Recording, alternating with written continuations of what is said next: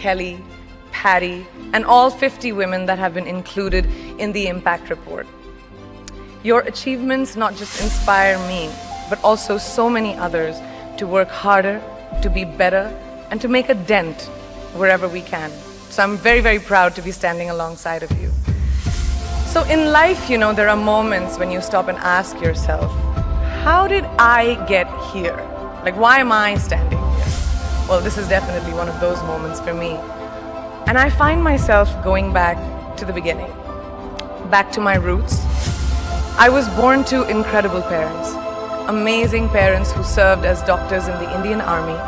I was the firstborn, and as far back as I can remember, I made my parents very proud and happy 99% of the time. Okay, slight exaggerations of personal achievements are allowed from time to time, don't you think?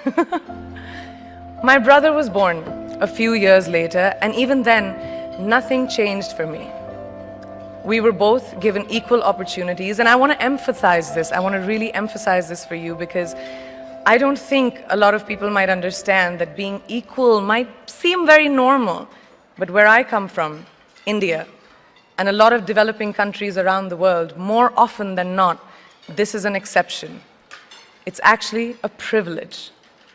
My first experience of the glaring disparity between boys and girls came at a very, very young age. I grew up in a middle-class family with extremely philanthropic parents who constantly reminded me and my brother how lucky we were and how giving back to those who were less fortunate was not a choice, it was a way of life. Simple. I was 7 or 8 years old when my parents started taking me on these visits in a traveling clinic to developing communities around and villages around the city that we lived in called Bareilly. We were packed into this ambulance and my parents would provide free medical care to people who couldn't afford it. My job at the age of 8 was assistant pharmacist. So I would count all the medicines, put them in an envelope and give it out to patients, and I really took my job very seriously, very seriously. But the more I went on these expeditions, the more I began to notice the simplest things that distinguished a boy from a girl or a man from a woman. For example, girls were pulled out of school when they hit puberty because they were considered ready for marriage and babies. That's 12 and 13, while boys still enjoyed their childhood. Or basic human rights such as healthcare were denied just because they were women. Let's call this whole experience trigger number 1 for me. Fast forward a few years and many, many triggers in between. Like a producer-director, for example, early on in my career, I must have been about 18 or 19, telling me that if I didn't agree to the ridiculous terms or painfully low salary in his movie, that he would just replace me. Because girls are replaceable in the entertainment business. That was a memorable one. Made me decide to make myself irreplaceable. But I think what really moved the needle for me and ultimately led me to create the Priyanka Chopra Foundation for Health and Education and around the same time partner with UNICEF was an encounter with my housekeeper's daughter. About 12 years ago, I came home from set early one day and she was sitting in my library reading a book. And she must have been 8 or 9 years old and I knew she loved reading. So I asked her, I was like, it's a weekday, why aren't you in school? And she said, oh, I don't go to school anymore.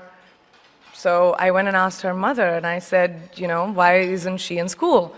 And her mom said that her family couldn't afford to send her and her brothers to school, so they chose the boys. The reason, she would eventually get married and it would be a waste of money. I was completely blown, and it shook me to my core. Eventually, I decided to cover the cost of her education so that she could continue to learn, because education is a basic human right.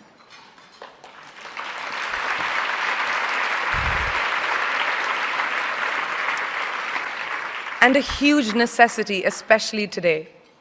From that point on, I was determined to make a difference in as many children's lives as I could, in whatever big or small way that I could contribute. There's a really, really beautiful quote that I read recently, and I think it's absolutely appropriate to explain what I'm trying to say today. The hand that rocks the cradle, the procreator, the mother of tomorrow. A woman shapes the destiny of civilization. Such is the tragic irony of fate that a beautiful creation such as a girl child is today one of the gravest concerns facing humanity. Girls have the power to change the world. It is a fact, and yet today, girls are more likely than boys never to set foot in a classroom, despite of all the efforts and progress made over the last 2 decades. I'm just going to give you a stat, more than 15 million girls of primary school age will never learn how to read or write, compared to 10 million boys. Primary school, it's the beginning of our future. Over the last 11 years, I have witnessed firsthand the incredible work that UNICEF does for children around the world, especially victims and survivors of child marriage, displacement, war, sexual violence. But there is still so much work to do.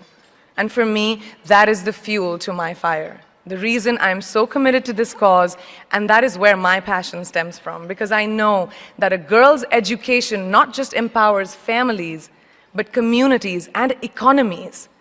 A result of her education, we all do better. It's just as simple as that. As entertainers and influencers sitting in this room, I feel that it's our social responsibility to be a voice for the voiceless, which is why I applaud each and every woman in this room for being such a badass.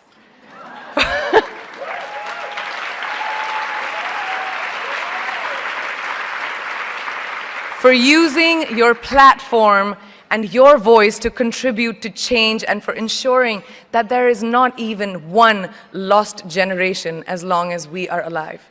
I'd like to thank Variety and all of you for encouraging me and all of us in this room to keep going and fighting on.